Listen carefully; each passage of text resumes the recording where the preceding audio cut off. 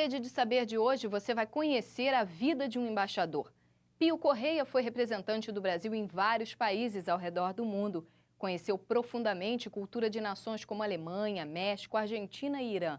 Neste programa, ele fala dos bastidores do poder no Brasil e de sua participação nos governos de Juscelino Kubitschek e Getúlio Vargas. Embaixador Pio Correia, bacharel em Letras pela Universidade de Paris, bacharel em Direito pela Faculdade Nacional de Direito da Universidade do Brasil, pós-graduado em Direito Internacional Público pela American University de Washington, pós-graduado em Direito Internacional Privado no King's College da Universidade de Londres, ex-professor do Instituto Rio Branco. Embaixador Pio Correia, em que momento o jovem bacharel em Letras se interessou por direito internacional e a carreira diplomática? Bom, ainda colegial, meus pais sonhavam com que eu pudesse fazer o famoso curso de Sciences Politiques em Paris. Aí meu pai morreu, minha mãe e eu voltamos para o Brasil, mas eu fiquei sempre com aquela ideia da diplomacia e, tão pouco cedo quanto possível, fiz o concurso de entrada para Paris. Naquele tempo não havia Instituto Rio Branco. Fiz o concurso direto. E a idade para a entrada era 21 anos. Até que um ano foi rebaixado esse limite para 18, e eu então fiz o concurso e passei, louvado seja Deus, em primeiro lugar. E aí fui nomeado, entrei para a carreira com 19 anos. Quando o senhor iniciou sua carreira diplomática, o mundo estava bipolarizado pela Guerra Fria, que tem seu término com a queda do Muro de Berlim. Como o senhor vê o mundo de hoje? Há uma outra polarização? Bom, quando eu entrei para a diplomática, ainda não era tão aguda essa. Foi logo antes da Primeira Guerra Mundial. Eu servi em Washington, o terceiro secretário, e nos anos 38 e 39. Naquele tempo a guerra era iminente, mas pensava em uma guerra em que os Estados Unidos e a Rússia estariam do mesmo lado, não um contra o outro. A diferença sobreveio quando caiu a chamada cortina de ferro, a frase de Winston Churchill.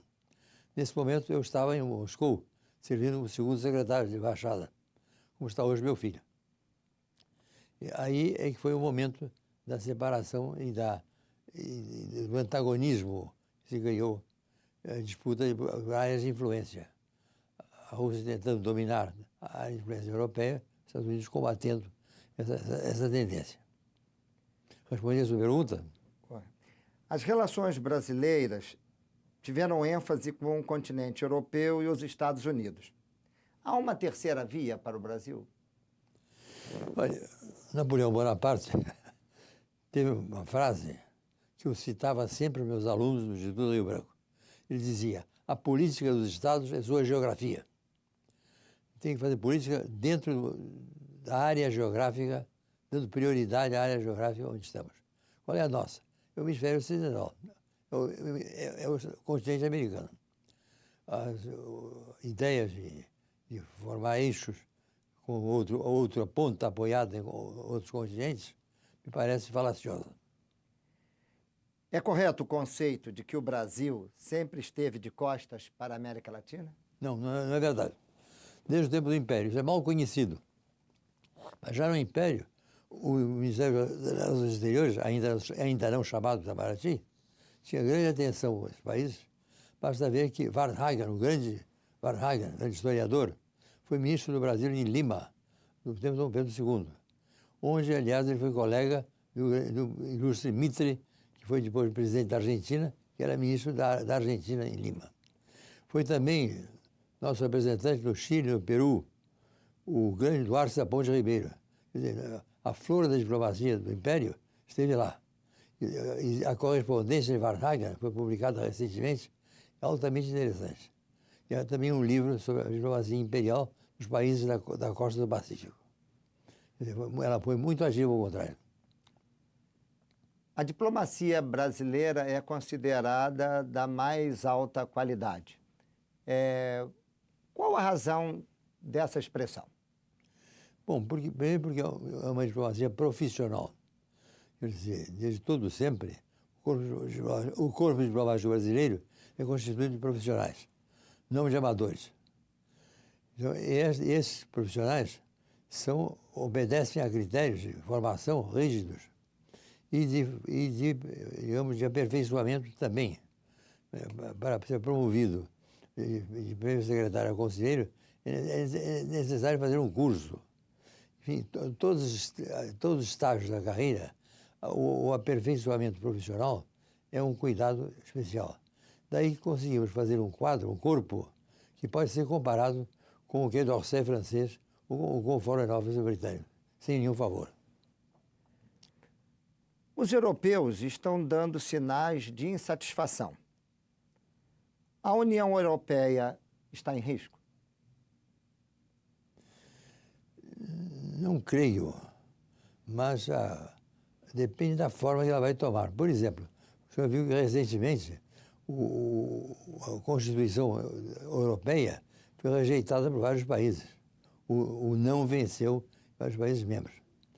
Por uma razão, aqui foram necessários 1000 anos para criar uma noção de nacionalidade nos países europeus. Agora, essa noção ameaça de apagar-se um pouco no quadro supranacional. É que o aparelhamento supranacional, que funciona em Bruxelas, é visto com certa impaciência ou desconfiança por muitos países. Quer dizer, haverá uma União Europeia na medida em que a identidade nacional dos seus membros continue a ser respeitada e vigente. O Atlântico Sul ganha importância nesse início do século XXI, ou maior importância? Bom, para o Brasil, certamente, porque fala-se muito uma certa utópica saída para o Pacífico. A melhor saída para o Pacífico, para o Brasil, é pelo Atlântico Sul. Uma carga leva ao mesmo tempo para ir de Santos a Calhau que levaria para ir penosamente para o caminhão através da Cordilheira dos Andes. E por uma fração do preço. Em tempo de guerra, o Atlântico Sul sempre foi uma área de responsabilidade do Brasil. Na Primeira Guerra Mundial, nós mandamos toda a frota brasileira, praticamente, para patrulhar o Atlântico Sul entre Dakar e Natal. Por sinal que, em Dakar, a frota foi atingida por uma epidemia de febre amarela e repousam em Dakar 3.000 marinheiros brasileiros.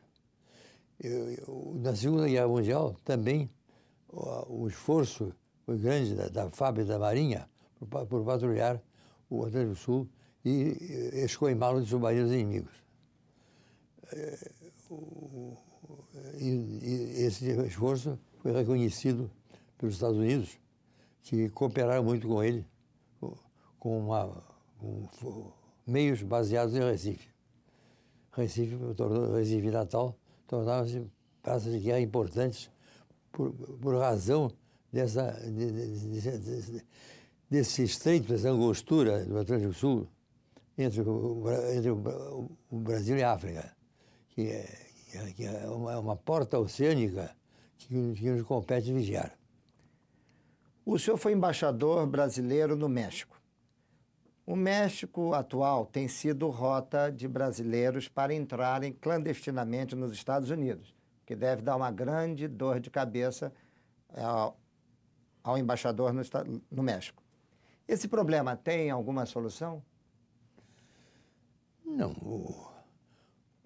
É uma lei da natureza que os homens se dirigem para onde pensam que podem melhorar a existência. Não é só pelo México. O senhor vê que disse que a população de uma cidade de Minas Gerais passou em grande parte para os Estados Unidos, ilegalmente, não pelo México. O México é uma nova rota. É uma rota que dá dor de cabeça ao México, que tem uma responsabilidade em vigiar a sua fronteira, e que o faz com todos os meios de que dispõe. De modo que, para o México, há essa nova tendência brasileira de utilizá-lo como rota de passagem para os Estados Unidos é muito molesta, compreensivelmente.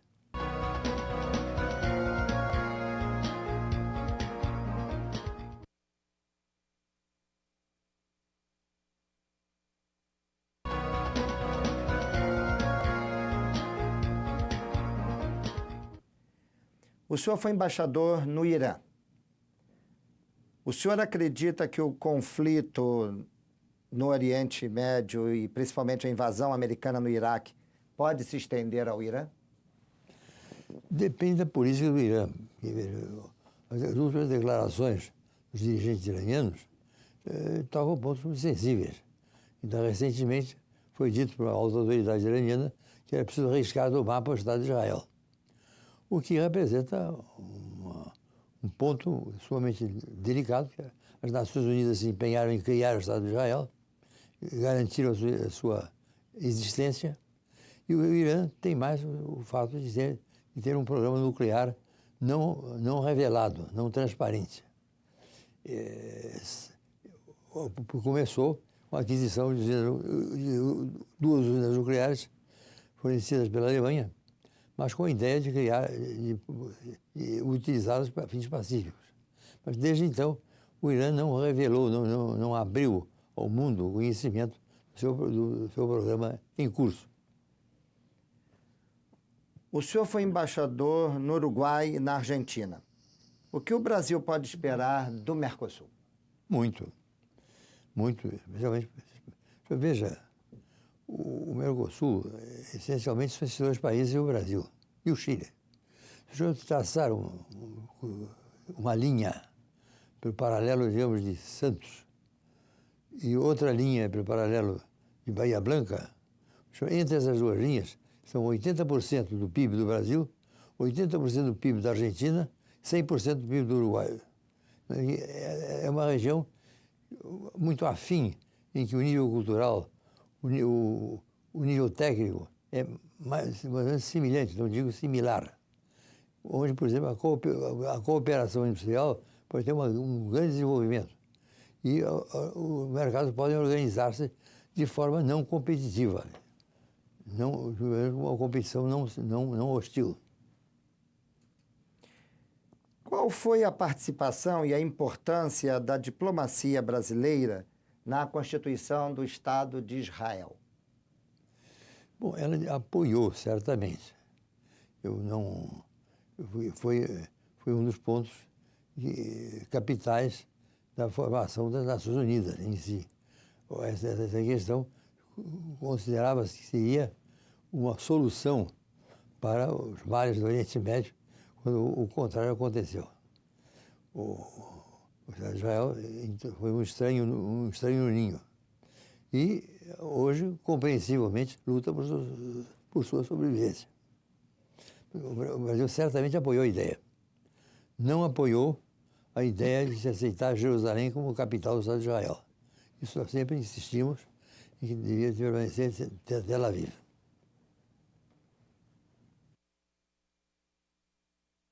Para evitar um agravamento da tensão. O senhor serviu no Itamaraty nos governos de Getúlio Vargas, Juscelino Kubitschek, Jango Goulart e foi ministro interino das Relações Exteriores no governo Castelo Branco. Correto. Quais suas lembranças do presidente Getúlio Vargas? Muito boas. Eu tinha uma certa, não diria, familiaridade, mas era um pouco membro da família, porque meu padrinho, Salgado Filho, que foi senador e deputado e 2 vezes ministro de Getúlio, era muito ligado a Getúlio Vargas. Eu servi 2 vezes no gabinete civil e tive, portanto, uma proximidade, tanto mais quanto o presidente Vargas era um homem muito como diria, aberto. Não havia, não mantinha distância rígida entre ele e seus colaboradores. Eu os recebia com muita afabilidade sempre. Então, as recordações dele são muito boas. Entre parênteses, era um presidente muito eficiente. Prova é que ele tinha um número reduzido de ministros, aos quais podia dedicar 1 ou 2 horas semanais de despacho, garantidas. Se tivesse mais de 30, não poderia, certamente. Mas ele era um homem muito bem informado do que acontecia em cada ministério e dava diretrizes muito sábias, muito acertadas para os ministros. Quais as suas lembranças do presidente Juscelino Kubitschek? Bom, muito boas. Eu fui promovido a embaixador por ele. Eu era chefe do departamento político na gestão do ministro Laffer. Tinha vindo do Irã para isso, o convidado do Laffer. E o presidente Kubitschek se deu tão bem comigo que muitas vezes me chamava e ele despachava os assuntos diretamente no palácio. Eu guardo dele a melhor recordação. Mais tarde, eu sendo embaixador do México, enviado por ele, depois de deixar a presidência, fez uma visita ao México e nos deu a honra, minha mulher e a mim, de se hospedar conosco na embaixada. E aí viajamos pelo México, tivemos um contato muito cordial, muito próximo. Quais suas lembranças do presidente João Goulart? Poxa, eu não o conhecia bem antes de ser presidente, mas ele era um homem de Getúlio Vargas, era afilhado de Getúlio Vargas, e nós tínhamos um pouco relações no mesmo meio, que eram os gaúchos do Rio de Janeiro. Como presidente, tivemos bom contato. Depois, mesmo depois dele deposto, no Uruguai, onde eu estava embaixador, apesar de estarmos em campos opostos, eu como embaixador do governo que sucedeu, e ele como um asilado político, tivemos bem. Inclusive, uma vez, eu soube que ele tinha um carro, um automóvel, Mercedes, parado na alfândega de Zurique, por falta de pagamento das taxas. Eu telefonei diretamente ao Jango. Jango, liquida o teu assunto lá em Zurique, vai perder o teu carro. Ele agradeceu a sugestão, fez. E tempos depois, a filha dele foi atropelada para o hospital. E eu soube disso de manhã, a primeira hora, estava lá visitando a menina. Ele me recebeu, e passamos a manhã conversando na sala de espera do hospital. E era muito engraçado, porque volta e meia, um asilado político abria a porta, me via ali, fechava a porta e retirava. Até quem abriu a porta foi o cunhado do Jango. E ele disse, Jango, entra, está aqui o embaixador Pio Correia, que é meu adversário político, mas meu amigo pessoal. Portanto, são também boas recordações. O senhor visitou a Granja do Torto com o presidente João Goulart e o Marechal Tito, da Iugoslávia. É verdade. O Marechal Tito tinha todo esse carisma que é atribuído a ele? Era certamente um homem notável, certamente. Ele não foi muito bem sucedido na sua visita, mas portou-se muitíssimo bem. E eu fui designado justamente para acompanhá-lo, porque eu estava no Rio por acaso, e o ministro do Exterior chamou-me e disse, olha, Pio, o problema, vem aí o Tito, e o Tito a única língua estrangeira que fala é alemão. Só tem 2 embaixadores que falam alemão, você e o outro, e o outro não está aqui. Eu passei várias semanas, 15 dias, em companhia constante do Marechal Tito, da esposa. Quando foram embora, foram gentilíssimos comigo, pedindo presentes. E ele sempre mostrou-se um dia, num ambiente que não lhe era muito favorável, ele mostrou-se sempre cortês, simpático, bem-humorado, e deixou-me também muito boa recordação e alguns valiosos presentes.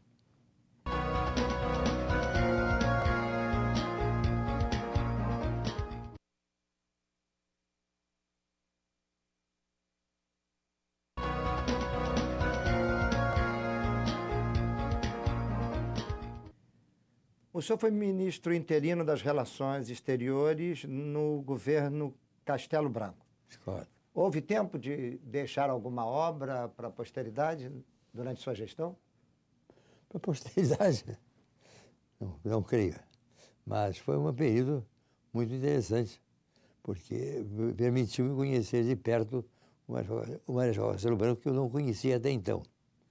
Eu era embaixador em Montevidéu, quando um dia fui chamado ao telefone e do outro lado estava o próprio presidente. E perguntou quando é que eu podia estar no Rio. Eu disse, amanhã, senhor presidente. Depois, então, amanhã de manhã cedo, depois de amanhã cedo, esteja no Palácio. Fui lá e entrei, fui introduzido pelo general Golbery, estava lá o general Geisel, que eu não conhecia também, conhecia muito bem o irmão, e esperei um pouco, finalmente fizeram entrar numa salinha onde estava o presidente da República. Quando eu entrei, mandou sentar ao lado dele, estava assinando os papéis, me disse, o senhor sabe por que eu tenho a cabeça chata? Confesso que eu fiquei ligeiramente perplexo com essa pergunta. Não soube o que responder. Dizer, porque cada 5 minutos entra aqui o Golbery, o Geisel, me bate na cabeça, me assina aqui.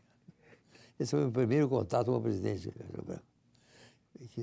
E o último foi quando ele deixou o poder, deixou felicíssimo. Tinha havido muita insistência, muita gente, da minha, para que ele terminasse, que fizesse um mandato completo. Ele insistiu em fazer somente o que restava do mandato do Jango, mais um ano. E no dia seguinte, a passar a presidência, minha mulher e eu fomos visitá-lo no seu apartamento em Copacabana, um apartamento modesto, em Ipanema, onde ele vivia servindo uma única empregada. Ele próprio estava, quando chegamos, estava arrumando os livros da biblioteca, felicíssimo de ter deixado a responsabilidade do poder. Essa é a imagem que ele me deixou, a última vez que o vi. Embaixador, em tempos de globalização e de internet, a função de um embaixador, ela permanece com a importância do seu início de carreira ou hoje é apenas uma representação? O papel é o mesmo, os instrumentos que variam.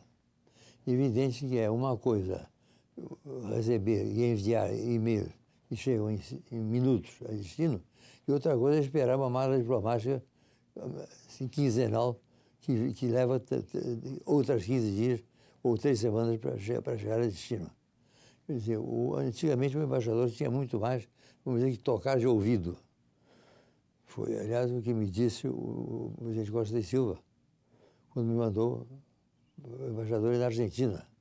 Eu pedi, como era o costume naquele tempo ainda, pedi minhas instruções escritas. E ele me disse, Pio, você é praça velha, toca de ouvido.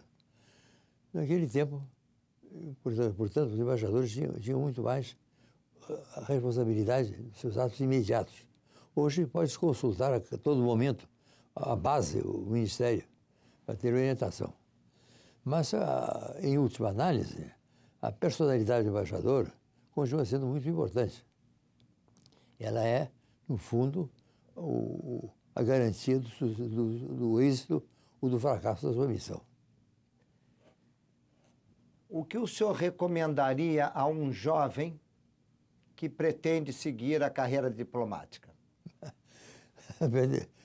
Primeiro, ler as minhas memórias. E a outra seria se dedicar à carreira,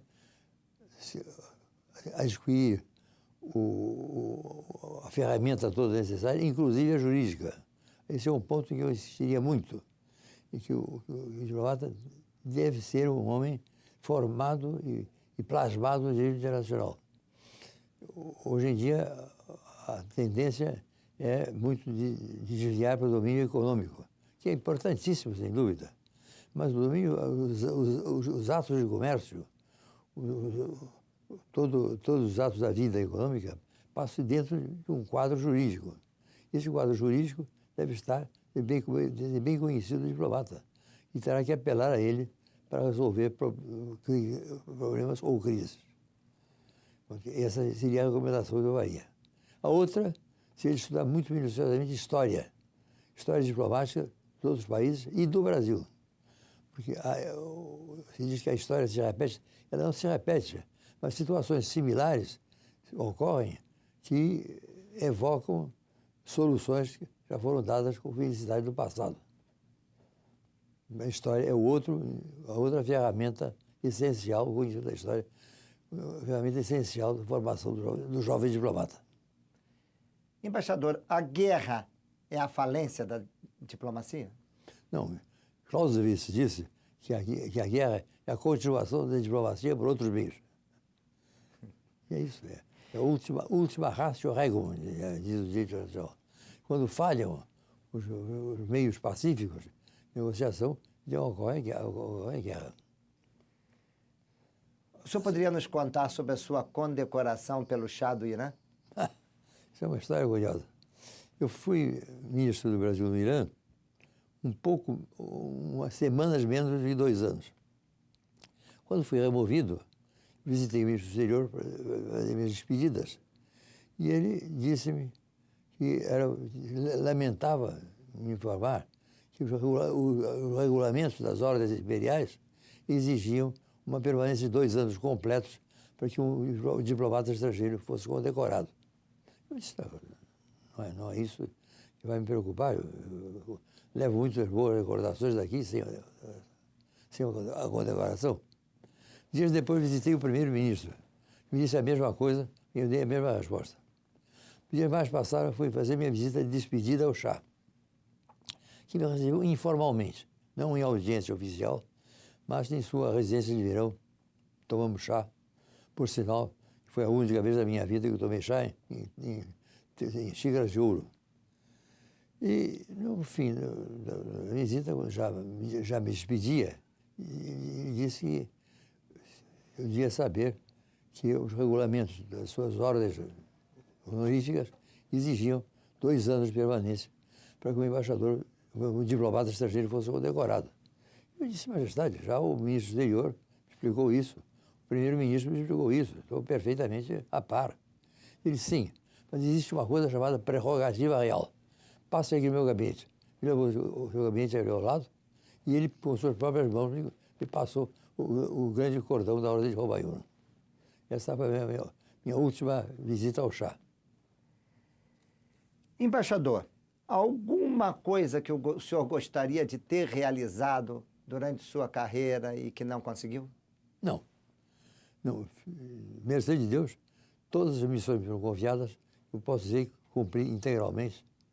No Itamaraty, que eu posso dizer também, modéstia à parte, que eu dirigi os serviços internos do Itamaraty como secretário-geral e também como chefe do departamento político, além até das minhas atribuições oficiais.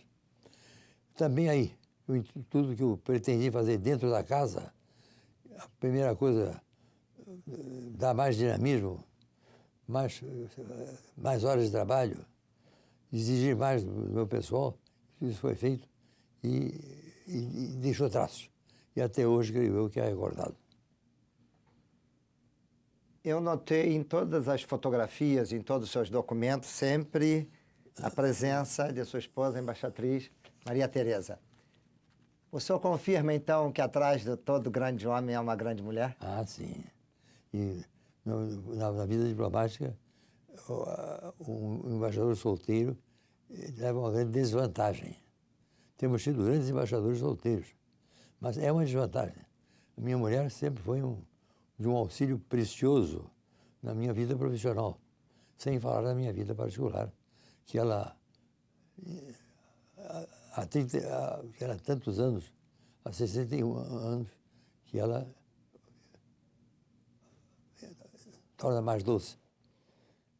Mas, certamente, na vida profissional, ela foi uma grande colaboradora, uma grande embaixatriz. Embaixador Pio Correia, para finalizar, que mensagem o senhor deixaria para tantos milhões de jovens brasileiros sobre o futuro do Brasil? Certamente, visto pelos olhos de quase nonagenário, É uma visão promissora. O país tem imensas possibilidades.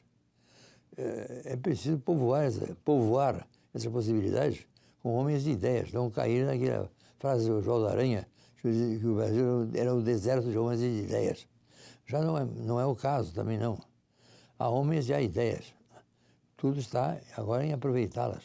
Nós temos uma natureza ubérrima, um clima favorável, isento de catástrofes. Temos capacidade técnica hoje. O ponto fraco está na educação.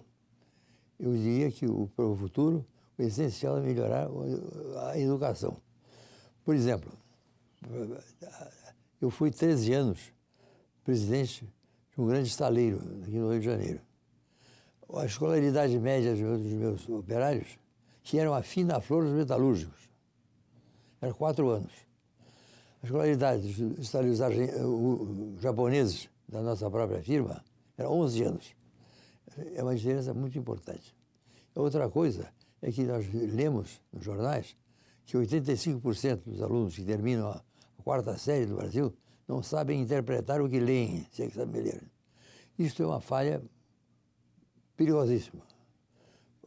A nação se fará no futuro na medida em que poderá melhorar o seu aparelhamento educativo, especialmente no seu grau secundário. E no grau universitário, felizmente, temos grandes universidades, grandes professores, mas no segundo grau e na parte básica, estamos muito, muito fracos, nacionalmente falando. Isto será a tarefa deste século, melhorar o nível de cultura e de preparo dos brasileiros.